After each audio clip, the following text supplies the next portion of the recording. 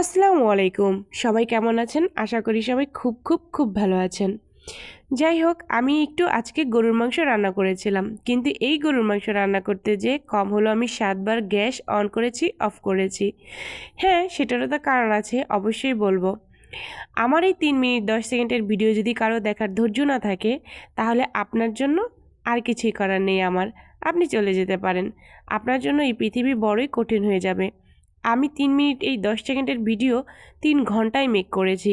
যারা পেজ চালান তারা জানেন এই ভিডিও মেক করতে কতটা কষ্ট হয়, কত পরিমাণ ধৈর্যর প্রয়োজন হয়।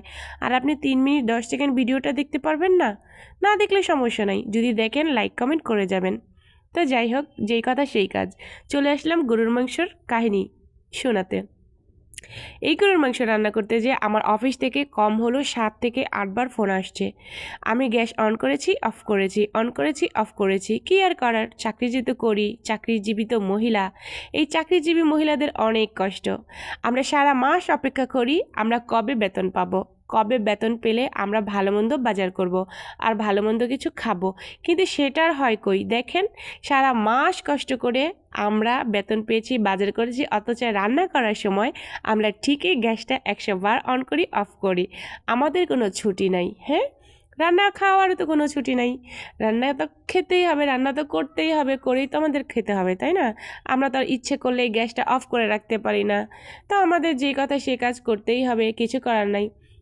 এবার আসি মূল প্রসঙ্গে। সেটা হলো, আমাদের কাছে সবাই প্রত্যাশিত করে আমরা কেন কাউকে টাকা ধার দিই না। আরে ভাই, কেন টাকা ধার দিব? কেন? আমার যে কষ্ট, আমি যে গরুর মাংস রান্না করতে যে ১০০ বার গ্যাস অন করলাম, অফ করলাম, আপনি করেছেন? দেখেন, আমি ফ্রিজ থেকে মানে আদা রসুন বরফ জমাটা দিয়ে রান্না করতেছি। বরফ জমা, দেখুন এই যে বরফ জমাটা দিয়ে রান্না করতেছি। আপনারা কি কিছু বুঝেন? বুঝেন না তো। আমি যে কত কষ্ট করি, আর আমার কষ্টের টাকা আমি কেন কাউকে ধার দিব? আমার টাকা আমি ধার দিলে দিব, না দিলে না দিব, এটা আমার ব্যাপার। সেটা নিয়ে আপনারা কেন কষ্ট পাবেন? সেটা নিয়ে কেন আপনারা অনেক আলোচনা সমালোচনা করবেন, তাই না? আমার পরিশ্রম, আমি একটু গরুর মাংস খাবো, সেটার জন্য আমার কয়েকবার গ্যাস অন করতে হয়েছে, অফ করতে হয়েছে। তার বেলা তো আপনারা কেউ ছিলেন না। তাহলে আমি এখন কেন, এত কষ্ট করার পরে আমি কেন আপনাদেরকে টাকা দিব? হ্যাঁ, আপনারা দেন আমাকে? দেন না তো, সমস্যা কি ভাই? আমি তো দিব না। যাই হোক, কথা প্রসঙ্গে কথা আসে। আমার ভিডিওটা অনেকেই দেখবেন। হ্যাঁ ভাই, না খেয়ে থাকি না, চাকরি করি, না খেয়ে থাকি না, কিন্তু অনেক বিলাসিতাও করি না।